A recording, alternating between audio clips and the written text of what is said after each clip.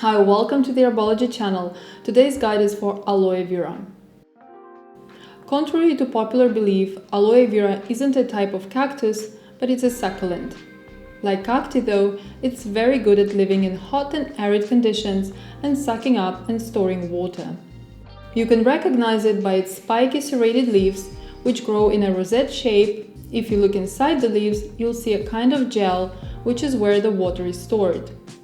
We can trace our use of aloe vera for health all the way back to the ancient Egyptians, but it's also important in Ayurvedic medicine and has been used right up to the present day. Aloe vera is used for all sorts of health issues, like treating burns on your skin, healing cuts and wounds, and as a digestive aid. It has a light and refreshing taste, although some people do find it quite bitter. Scientists have found around 75 compounds in aloe vera which might benefit our health, including vitamins, minerals, enzymes, and amino acids. Most of its bioactive compounds are found in the gel of the plant, which contain some nutrients that can inhibit the growth of some types of harmful bacteria. Scientists are particularly interested in one polysaccharide in aloe vera called asamanan, which they think is responsible for many of aloe's healing effects. Some studies found it could stimulate an immune attack, and others are looking at whether it can help regulate our blood sugar levels.